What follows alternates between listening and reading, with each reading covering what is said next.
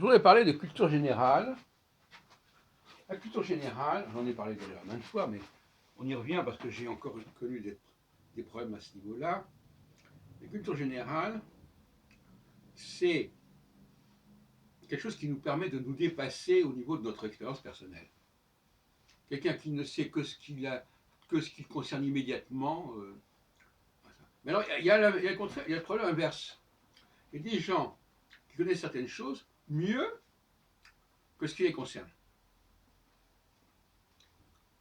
Par exemple, l'autre jour, hier soir, j'ai rencontré un monsieur qui connaissait mieux 1940 que 1960.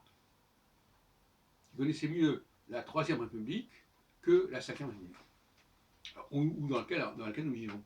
Ben ça, c'est quand même une anomalie.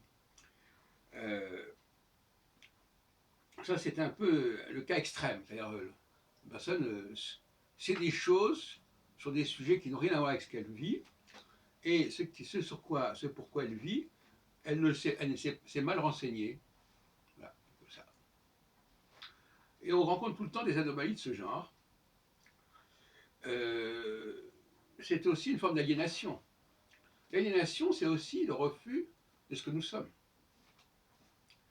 Beaucoup de gens refusent leur propre situation, par exemple, refusent de savoir quoi que ce soit sur la ville dans laquelle ils vivent. Quand c'est une banlieue, par exemple, ils préfèrent de beaucoup connaître Paris que de connaître telle ou telle banlieue. Bon.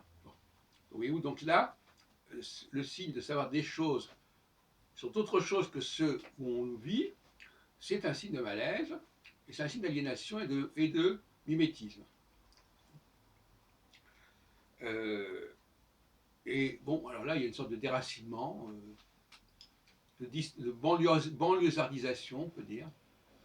Hein. La plupart des banlieusards connaissent mieux Paris que leur propre ville, généralement. Et ils veulent même quand il y a des choses intéressantes dans leur propre ville, ils préfèrent aller à Paris. Bon. Donc, si vous voulez, c'est là qu'on peut y avoir des cas de personnes qui ont des origines bien précises, qui vivent dans des pays bien précis, et qui ne connaissent pas grand-chose de ça, mais en revanche connaissent des choses dans d'autres domaines qui ne les concernent pas directement. Et ça, ce sont les aléas de la culture. Alors, il faudrait quand même essayer de contrôler un peu tout ça et de ne pas avoir trop de lacunes, même dans les domaines qui ne nous intéressent pas énormément. Il y a un minimum, voilà. La culture générale, c'est un savoir minimal sur tous les sujets. Et nous devons veiller à cela. Ce qui est intéressant, c'est que cette culture générale, quand elle est parfois compensée, quand elle est inexistante, par une culture langagière. Il y a des gens qui passent un temps fou à réfléchir sur le sens des mots.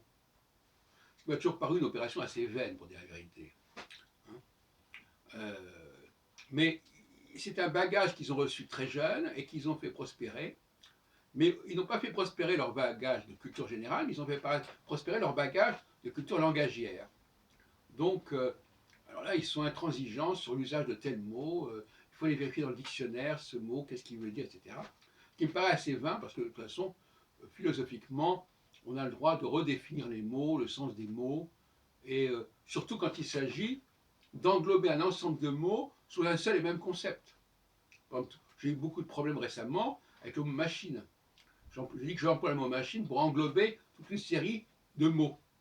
Ah oui, mais ils ne veulent pas que j'emploie le mot machine parce que dans tel cas, ça s'appelle ustensile, dans tel cas, outil, etc. Bon, là, c'est des gens qui sont sous-développés sur le plan philosophique, sur le plan conceptuel. Voilà, donc il y a des personnes qui sont beaucoup plus polarisées sur le langage, sur les mots, ce qui d'ailleurs aboutit par exemple à la poésie, d'une certaine manière. Quelqu'un qui est très marqué par les mots va être complètement dans la poésie, par exemple. Mais la poésie, ce n'est pas la philosophie. La poésie, c'est au contraire une hypersensibilité au langage, aux mots. Alors que la philosophie, c'est au contraire une forme de détachement par rapport aux mots. On n'a pas de rapport affectif aux mots. On décide à un moment donné qu'on va employer telle expression pour désigner telle situation ou tel ensemble de problématiques, mais on est dans le métalangage dans ce cas-là. On emploie ce mot-là comme on pourrait en employer un autre, parce qu'il faut bien savoir de quoi on parle. Mais pour des gens de l'autre catégorie, eh bien voilà, ce mot veut dire ça, il évoque ça pour moi, et je ne veux pas entendre parler d'autre chose. Voilà ce qu'on entend.